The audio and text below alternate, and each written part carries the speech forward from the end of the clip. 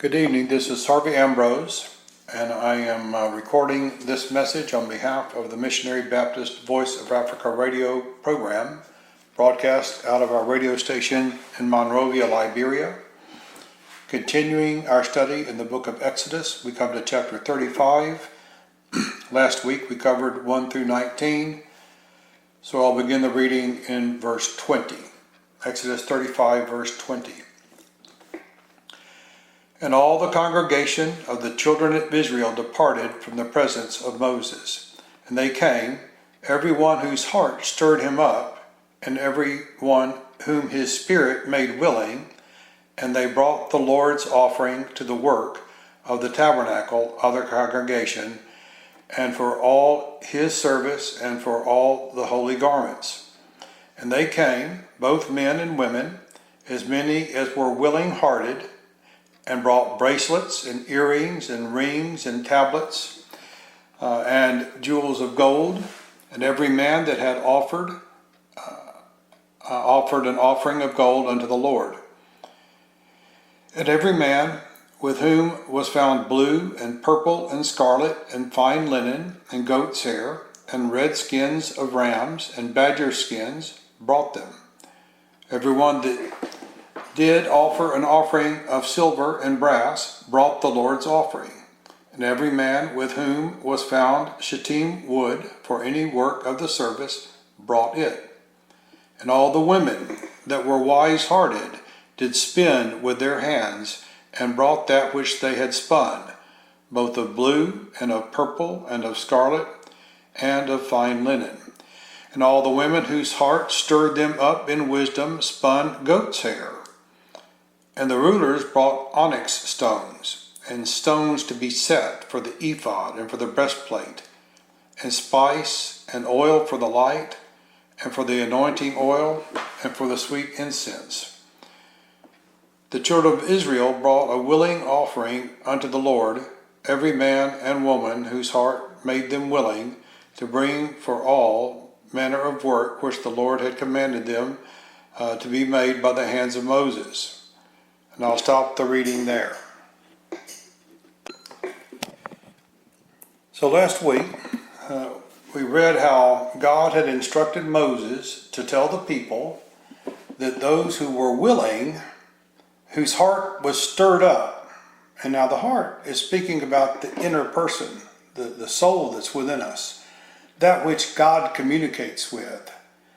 Here in this world, we don't hear with the hearing of our ears from God. It is spirit to spirit. Now in the resurrection at the last day, we will behold him with our own eyes, according to Job. And Job's absolutely right. He will raise our bodies incorruptible. Just like the shittim wood is incorruptible, well, our bodies will be raised incorruptible, and we shall see God as he is. But here, God deals and communicates to us through our hearts. Now those who have never experienced that may think that it's not a real thing, but it is most certainly a real thing. And we can tell when the Lord has, we call it burdened or laid a charge upon us to do something. Now we can either willingly do what he says, or we can reject it. But so in the first place, they must be willing. They must have had their heart stirred up to do something. And then in the second place, they had to be willing to do it. And so those who had both those things, they gave. And that's what we read about here, beginning in verse 20. The congregation of the children of Israel, they came. It says, verse 21, everyone whose heart stirred him up, everyone whom his spirit made willing. So God both stirs it up and makes your heart willing to do something in his service. Now, it talks about how, in particular, people gave, different types of gifts. They gave gold, and they gave silver, and they gave brass. They gave precious stones. They gave shittim, or it's incorruptible wood, probably acacia wood, goat's hairs, ram skins, badger. They gave all these things, fine linen. All these were given. And not only did people give those things, some of those people, either they couldn't give or the Lord stirred their heart in a different way. Specifically, these women who it says that they were wise-hearted and did spin with their hands. So the Lord gave them an ability and a willingness to spin cloth and wool or whatever it was, linen. It mentions fine linen and also goat's hair. So all the things that were prescribed for the building of the tabernacle of worship was brought up by the various people. And it was said that they were to bring them to let me see if I can find it. Verse 21, they brought the Lord's offering to the work of the tabernacle of the congregation. Again, I told you in an earlier lesson that the tabernacle of the congregation must have been a meeting tent somewhere in the midst of the people, where there would be assemblies that would come together under one tent. So the tabernacle of the congregation. That is distinct from the tabernacle that they were about to construct. They can't bring these things to a tabernacle that's not yet built. They're bringing in the raw material. It has not been put together. So there was always a tabernacle of the congregation, but once the tabernacle was built, the only people that could go into that were the priests. So, but here, all the people of Israel brought offerings into the tabernacle of the congregation so that then they could be used. So if you look at it that way, and some of you like me may have been involved in construction projects, we would have a lay-down yard, we would call it, of material that would be shipped in to us so that when our construction reached a point where we needed that particular thing, we'd go and pick it out. But some of this had to be kept under roof. Certainly you wouldn't want to leave all these things outdoors, so they brought them under the tent of the congregation, probably for safekeeping and to preserve it from the elements. So, last week I spoke, and I don't retract what I said regarding how some people that call themselves Christian and of the Christian faith continually seem to want to harp on money. They use a methodology. They call it planting seeds. If you plant this seed of money by giving it to me, then the Lord will bless you for that, and you'll reap, bountifully from this gift that you've given. Well, see, that's not really the Lord working on your heart. That's some man telling you that you got to give him some money. And you need to ask yourself, how often have you done that and it actually happened? See, it's the Lord that stirs up the heart, not men doing it. He didn't say, Moses, see if you can't talk them into giving us some money. That's not what he said. God doesn't need our money, but he loves a cheerful giver. And there's good reason to give. I'm not in any way saying that we should not give. In fact, I'm saying that we should always give as the Lord has caused us to purpose in our hearts. The New Testament talks about this. It's in 2 Corinthians chapter 9.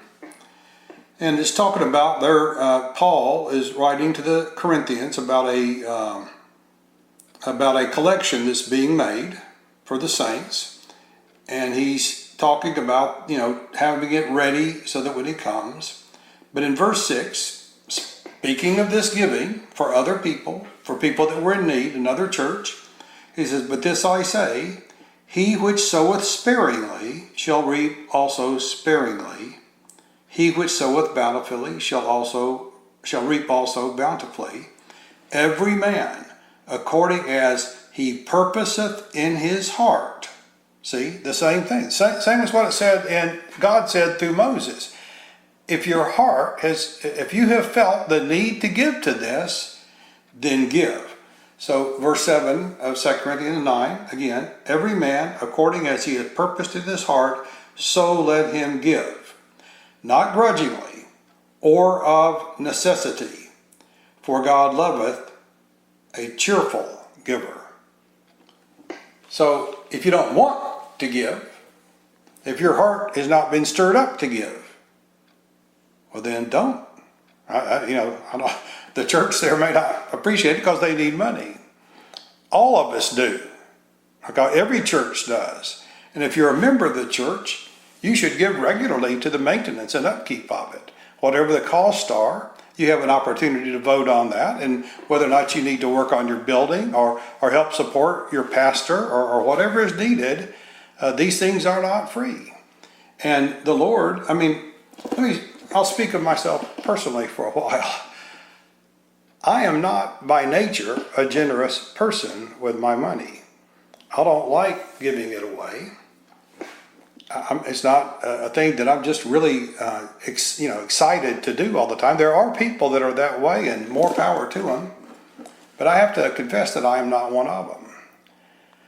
But when the Lord, let's say I hear about a project or someone in need, or I happen to know someone who needs some money, or the church that I go to has a project that has to be completed. The roof needs re-roofing, or the flooring needs to be redone, or we got broken windows, or whatever it is. Well, that has to be done.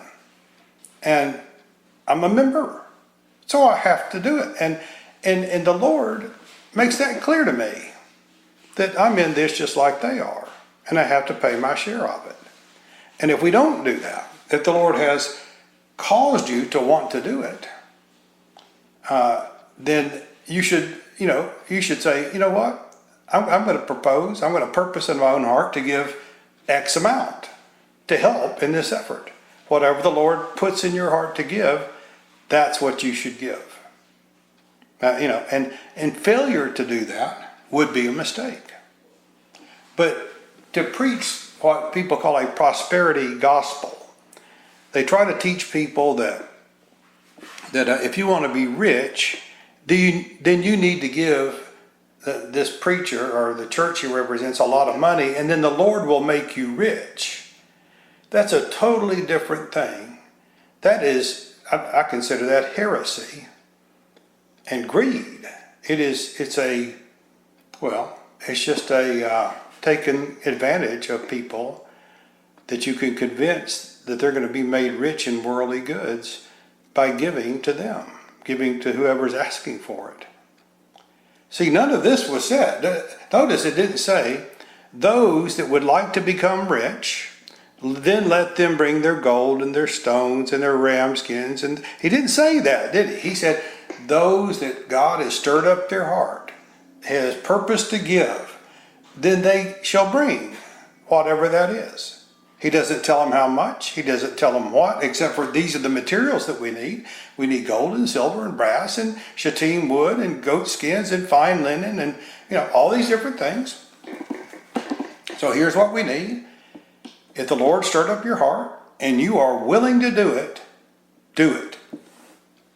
Paul in the New Testament is essentially saying the same thing. There's a need. Somewhere out there's a need that alms be given to help someone. And so he's taken up a collection, and he says, every man according as he has purposed in his heart, so let him give, not grudgingly or of necessity, for God loveth the cheerful giver. Now, there's nothing in there about if you do that, God's going to give you, like monetary blessings on earth. That just is not true. God may give you monetary blessings on earth, or he may not, whatever suits him. But Paul didn't say anything about if you sow here, this little bit of money, God's going to make you really rich in the future. See, that's a shyster talking. That's some type of con man thing. And that's not what God is about.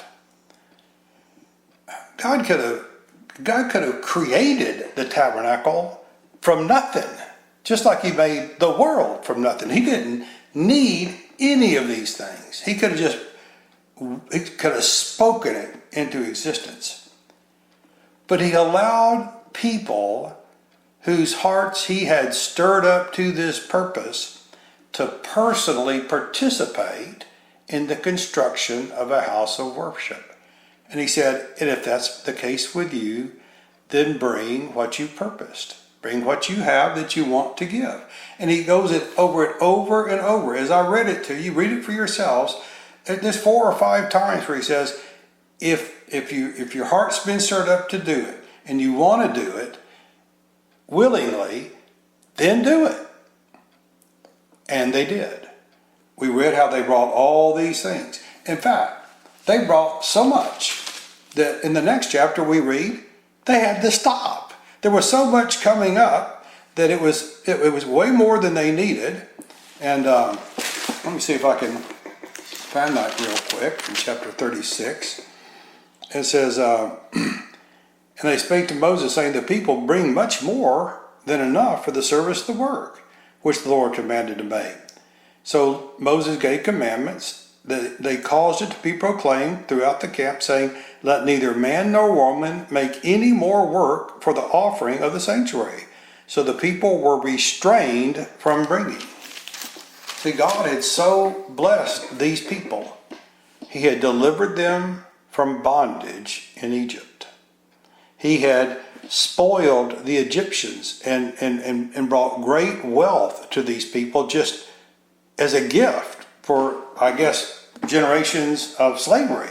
Whatever it was, God straightened the books out between the Egyptians and their former slaves.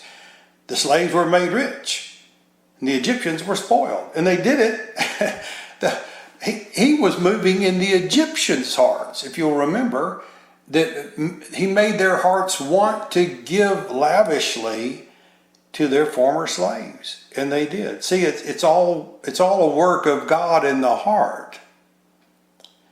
I hope that's making some sense to you. I'm not at all saying that we should not support our local churches. Or, not only that, if you see someone in need, that's mentioned also. If you see someone in need, then you need to help them. We can find that. I think in Psalm 112, it's talking about, in Psalm 112, we read verse 1, praise ye the Lord, blessed is the man that feareth the Lord, that delighteth greatly in his commandments. Now, so he's talking about someone who is blessed of the Lord and that fears God and delights in the commandments of God. And then he just starts listing things about such people. God's people is what he's talking about.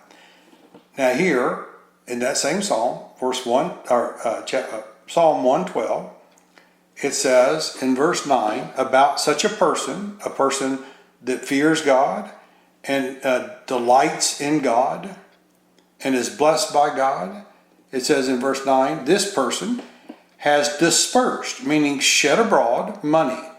He hath given to the poor. His righteousness, such a one who has dispersed some of his wealth and given it to the poor, he does it because he loves God and fears him and delights in him. It says, his righteousness endureth forever. His horn shall be exalted with honor. So we should give to the poor. It didn't take a church to do that. It should be something that you see someone that is obviously in need. Usually they're not asking, but you can tell. If God says, give them some money, give them $10, give them 20, give them 100. If you whatever the Lord moves your heart to do.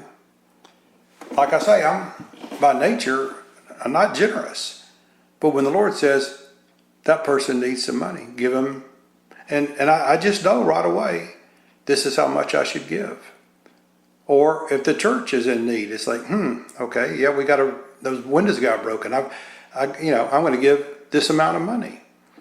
Well, just as God loveth a cheerful giver, well, those that don't give, when he moves them to give, Well, I don't know what's going to happen. I don't think it's a good thing, though. So I would recommend, just like Moses told them to do and what Paul told them to do, he says, I don't want it grudgingly. If it's coming grudgingly, God doesn't need it. God will provide it himself. He's not going to let his purposes go unserved. But if he will allow you, and he puts it on your heart to participate in some act of benevolence, you ought to do it exactly how the Lord causes you to purpose in your own heart to give. I hope that makes sense. That's the best I can make of it. It is what I believe and what I try to practice. So continuing in Exodus 35, let's get started reading in verse 30. And Moses said unto the children of Israel, See, the Lord hath called by name Bezaleel, the son of Uri, the son of Hur, of the tribe of Judah. And he hath filled him, meaning filled Bezaleel, he hath filled him with the Spirit of God, in wisdom, in understanding, and in knowledge, and in all manner of workmanship, and to devise curious works, to work in gold, and in silver, and in brass, and in the cutting of stones, to set them, and in carving wood, to make any manner of cunning work. So he's saying he's picked a particular person, a man named Bezaleel, son of Uri, son of Hur, of the tribe of Judah, and God has put his spirit within this man. Now, God does that with preachers. When God calls you to preach, he gives you a burden to preach. And most preachers, once they get that call, they don't want to do it because there's a burden involved. It's a heaviness that comes that never goes away until you preach. And then after you preach, then you get another burden for the next time. He constantly gives you things, and that's how that's how you're able to preach. Now, what I've been doing lately with you guys is way more teaching. We're just learning the basics of Genesis and Exodus, and I hope to move to preaching very soon. But that knowledge and that the words that we speak, if it's good, God's in it. God did it. He gave us, it's not like we have some special skills or that we ourselves are something special. It's just a gift of God. Bezaleel was not particularly special. God filled him with his own spirit, and he gave him wisdom, understanding, knowledge, in order to do all manner of workmanship, and it describes what those things are. Now, why it's particularly important, we read that those things were made in the New Testament, that they were made after a pattern of those things that are in the actual heaven where God is. And so he gives them not only a picture in their minds, in their spirits of what needs to be made, what it needs to look like, but he gives the skill, the physical skill, to do the carving and the setting of stones and the cutting of stones, and lots of things are involved in making a beautiful edifice. And they needed the skills, and God personally gave it to Bezaleel. But you know what? We read earlier about these women. It said that they, women that were wise-hearted, where did they get the wisdom? Well, that's a gift. It's a gift that comes, all good gifts come down from the Father of lights. So it says, the women that were wise in heart, they did spin with their hands. And in verse 26, the women whose heart stirred them up in wisdom spun goat's hair. God gave them the wisdom to do that and a desire, and they did it. In one place it says that Christ, when he rose, he said he led captivity captive, and he gave gifts unto men. When he ascended up from this world, he led captivity captive, and he gave gifts to men. In this Christian age, ever since the ascension of Christ, Christ has blessed his people with gifts. Some are really good at praying. I'm terrible at praying, particularly public prayer. Some are really big givers. I'm not too good at it, but when he stirs me up, I do it. Some are good at teaching. Some are good at preaching. Some are very benevolent. Some people are very kind.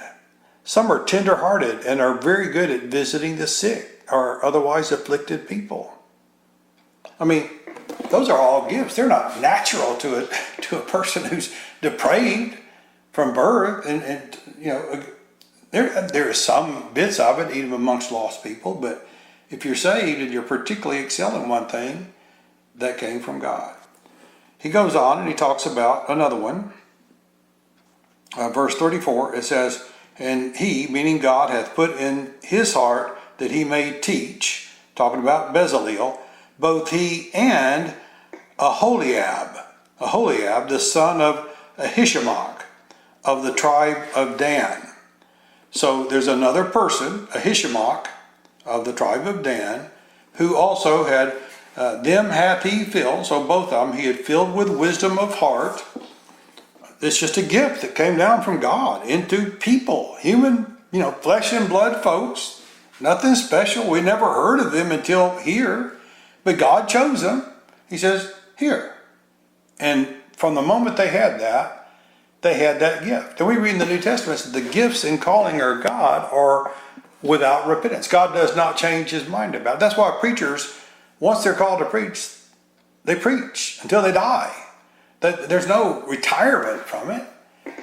It's a permanent job. And as long as people are physically able to do that which God has gifted them, or be a certain way as God has, like kindness and generosity and just a quiet spirit or prayerful, whatever that is, it becomes a calling of life. And such people are in his church. Should be everyone that's truly in a true church will have some type of gift given them by God. So he hath filled them, verse 35, them God hath filled with wisdom of heart to work all manner of work of the engraver and of the cunning workman and of the embroiderer in blue and in purple and in scarlet and in fine linen and of the weaver, even of them that do any work and of those that devise cunning work. So God, when he wants something done, he could do it with a single word. He could create it, but that's not how he acts. He shares these opportunities with his people, those who love him and those he loves, those whom he has saved. And he has given these gifts to us, and we should act upon those in whatever way we can.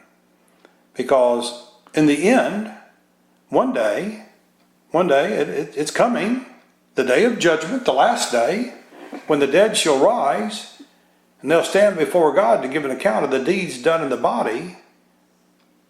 Such an account will be wrested from us. We will have to render up an account of what we did and what we failed to do.